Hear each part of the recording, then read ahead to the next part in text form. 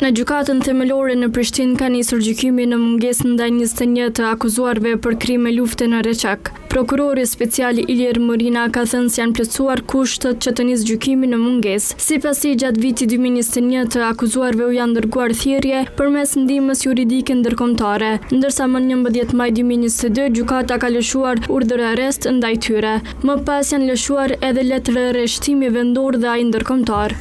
Në vitit 2021 i to u vreme 2020. Përmes ndihmës juridike ndërkombëtare prema međunarodno pravnoj saradnji. Mbi bazën e një ligji të procedurës penale që na ka qenë fuqi. Na osnovu zakona koji je bio tada na snazi za krivični postupak. Ndërsa gjyqtarja Violeta Namani Hajra ka marrë akt vendim për mbajtjen e gjykimit në mungesë, pasi ka thënë se për këtë janë plotësuar të gjitha kushtet. Me datën e njëjtë Istog dana, istog datuma u publikua njoftimi për mbajtjen je objavljeno obaveštenje za održavanje ovog ročišta, se dhe ftesa për seancë, kao i pozivi za održavanje ovog ročišta. akt akuza u objekt të shqyrtimit në përçeshjen penale. Pas kësaj prokurori Morina e ka lexuar akt akuzën. Me automjete të blindura hynë në fshat dhe filluan të kontrollonin shtëpi për shtëpi, me që rast në vorrin e shtëpisë së Rashid Rashidit fillimisht e vran Banush Kamerin,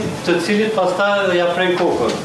21 të pandehurit ngarkuan për vrasjen e 42 civilëve shqiptar më 15 janar 1999. Sipas akt akuzës, të pandehurit kanë marrë pjesë në vrasje, tortura e shkatrim të pasurisë së popullsisë civile shqiptare.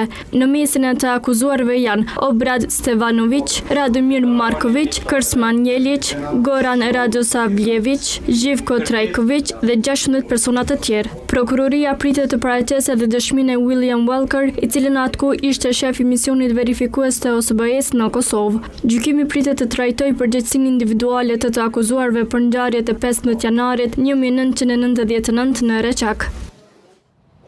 Rritja e çmimeve të produkteve del të jetë shqetësimi më i madh që kanë qytetarët